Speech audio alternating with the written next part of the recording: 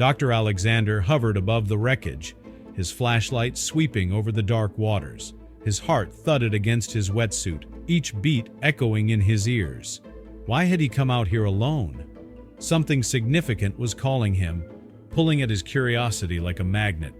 He had no idea of the chills awaiting him below. He descended slowly, eyes peeled for any sign of movement. Pieces of rotten wood and twisted metal jutted from the sunken ship, forming eerie silhouettes. A strange calm enveloped the ocean floor, but Dr. Alexander sensed an electric tension in the water. Could he be on the brink of a famous discovery? But before we start our story, smash the like button, make sure to subscribe and hit the notifications bell so you won't miss any new stories. As he explored the submerged remains, Dr. Alexander's heart raced when he discovered a massive, odd shape beneath a collapsed mast.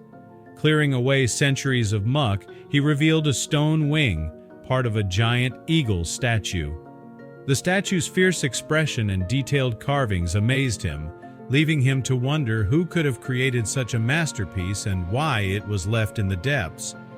As he examined the statue, he noticed a Roman insignia etched at its base, suggesting it was an artifact of significant historical importance, possibly linked to a prominent Roman leader. This discovery could rewrite history, as it implied Roman presence in an area previously undocumented. Despite the excitement, Dr. Alexander felt a chill, as if he were being watched. He documented the find with his underwater camera, knowing the implications were monumental. Surfacing, he was overwhelmed with the realization that this Roman artifact could change everything he knew about history. The statue's presence in these waters defied established records of the Roman Empire's reach, and he feared the skepticism and disbelief he might face. Yet, the potential fame and recognition in the archaeological world were tempting. Dr. Alexander knew he needed help to handle the discovery's repercussions. He called for authorities, his voice trembling with a mix of fear and excitement. When the Coast Guard arrived, their initial skepticism turned to awe as they saw the statue. Together, they secured the statue to lifting cables, and a crane hoisted it from the ocean's depths. The officers were astounded by the Roman insignia, sharing Dr. Alexander's disbelief. As news spread, journalists and archaeologists flocked to the site. The statue was transported to a secure laboratory for further study, and Dr. Alexander found himself in the media spotlight. He felt both proud and vulnerable, aware of the statue's potential to challenge existing historical narratives. The discovery prompted questions and speculation, with television hosts echoing Dr. Alexander's thoughts. This could change everything. Despite the excitement, Dr. Alexander felt a pang of unease. He wondered if unveiling the statue might unleash ancient secrets better left buried. As experts gathered to study the artifact, Dr. Alexander grappled with the weight of his discovery, knowing it could alter our understanding of history and potentially reveal mysteries of the past. The Marine Research Institute team meticulously examined the statue under bright lab lights, carefully removing marine growth and sediment. As they worked, the statue's hidden details began to reveal themselves. Fine inscriptions, intricate patterns, and a signature that appeared to belong to a renowned Roman sculptor, rumored to have crafted pieces exclusively for the imperial family. The team was stunned by the implications. A statue from a top Roman artisan found in a location where Rome was not believed to have reached posed significant questions. Could the Roman Empire's influence have extended to these waters? Dr. Alexander felt a mix of excitement and unease. The statue's discovery threatened to upend established historical narratives, potentially inciting academic controversy and necessitating textbook revisions. Millions would question how the statue arrived there and who else might have accompanied it. The lab's chief archaeologist approached Dr. Alexander, her voice trembling with awe. "This is a once-in-a-lifetime find," she whispered. "We need to notify the highest authorities in historical preservation. This is unstoppable. Everyone is going to want a piece of it." Dr. Alexander nodded, aware of the impending storm of controversy and the scramble for credit that would follow. Days turned into a whirlwind of interviews, press releases, and heated debates. Rival scientists claimed the statue was a hoax, while others hailed Dr. Alexander as a hero. People flocked to see the statue, snapping pictures and speculating about its origins. Some even reported feeling chills near it, as though an ancient aura emanated from its wings. Dr. Alexander's nights became restless, plagued by dreams of ghostly Romans crossing the sea, escorted by a giant eagle screeching into the starless sky. He awoke drenched in sweat, haunted by the feeling of being watched. Was his terror merely stress-induced, or was there a presence attached to the relic?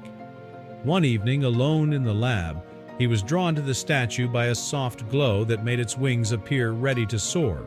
The air felt colder, and his breath caught in his throat. As he touched the carved feathers, memories of ancient tales and warnings about cursed objects flooded his mind. A loud clang echoed through the building, startling him. He called out, but received no reply. Another clang followed, sending his pulse racing. Despite the security cameras, fear gripped him.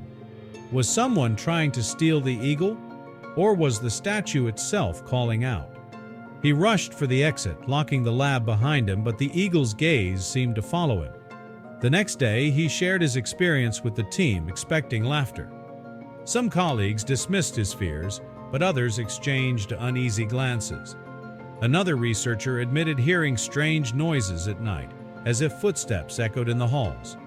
Who was sneaking around after hours? The lab's unease grew, prompting increased security. Guards patrolled the halls, but tension persisted. The statue's presence loomed over them, a silent sentinel from a civilization not supposed to be there. Amid swirling rumors, official historians arrived to authenticate the artifact. It was a tense day for Dr. Alexander, as their verdict could either validate his discovery or ruin his credibility. After meticulous scans and consultations with ancient references, the historians emerged, awed and grave. "It's authentic," one whispered, barely containing excitement. Another nodded, confirming the statue was crafted by a Roman sculptor whose works adorned imperial courts. Shock reverberated through the room, a mix of thrill and terror. Dr. Alexander felt tears of validation and recognition, but doubt lingered. Had he unleashed chaos? News of the statue's authenticity made international headlines, shaking historical foundations. The labs were besieged by reporters. Fanatics claimed it proved Roman colonies in the New World, while conspiracy theorists spun wild tales of secret voyages. Scholars debated fervently and confusion reigned. People demanded to see the statue, jamming the institute's phone lines. Security measures increased, but curiosity only grew. Dr. Alexander was exhausted, giving interviews to maintain scientific credibility while countering sensational claims. Could he keep control? As the frenzy peaked, a more startling discovery emerged. Hidden inscriptions were found inside a hollow cavity within the statue's base, previously concealed by sea crust. The inscriptions included navigational references, coordinates, timelines, routes that shouldn't exist. Dr. Alexander's chest tightened. If genuine, these notes suggested a Roman expedition reached these distant shores centuries earlier than believed. This was more than one statue. It hinted at a lost chapter in history, a rewriting of everything taught about the world's oceans. The archaeologists scrambled to interpret the markings, recognizing Latin script referencing dates placing Roman presence in this part of the world. Dr. Alexander and his team discovered a statue with inscriptions that aligned suspiciously with modern charts, suggesting the Romans might have charted these waters with remarkable accuracy. This discovery caused tension and excitement among those present, as it could potentially change historical understanding. Later, Dr. Alexander noticed an unfamiliar symbol on the statue, which wasn't Roman or Latin, raising questions about whether another culture had altered the statue or if it predated Roman times. This led him to wonder about other potential artifacts waiting to be discovered along coastlines. A security guard interrupted Dr. Alexander's thoughts, bringing him back to reality. He left the lab, contemplating the statue's potential value and the risks of it attracting criminals or private collectors. Soon, he faced a meeting with government officials who wanted to classify the statue as a protected artifact. During the meeting, Dr. Alexander explained the significance of the find and emphasized the need for its protection. An official raised concerns about the possibility of other Roman artifacts, prompting Dr. Alexander to acknowledge the potential for more discoveries. After the meeting, Dr. Alexander pondered the implications of Roman ships navigating these waters centuries ago. That night, he received an urgent call from the lab about a new discovery on the statue's surface. Racing to the facility, he found a hidden compartment in the statue containing a waterlogged scroll sealed in a metal cylinder. The scroll, written in Latin, mentioned an expedition, a secret route, and a directive from a Roman emperor, including a warning never to return. The discovery left Dr. Alexander and his team in disbelief, raising questions about the Romans' activities, the cargo they transported, and the reason for the warning. The revelation had the potential to rewrite history, but it also brought a sense of dread. The storm outside intensified, and the lab's lights flickered, adding to the eerie atmosphere. Dr. Alexander was left to wonder if the statue was meant to remain hidden, and whether this discovery was just the beginning of something larger and more ominous. Dr. Alexander clutched the scroll, overwhelmed by the possibilities it presented. The ideas of Roman ghost ships, forbidden treasure, and ancient curses swirled in his mind. Could any of it be real? The answer was unknown. As thunder boomed overhead, Dr. Alexander felt an unsettling sense that they had opened a door that should have remained closed. Would they come to regret this decision? He inhaled deeply, his heart racing with a mix of fear and curiosity. The eagle statue seemed to watch him, its gaze unwavering and eternal, as if guiding him to the next chapter of this mystery.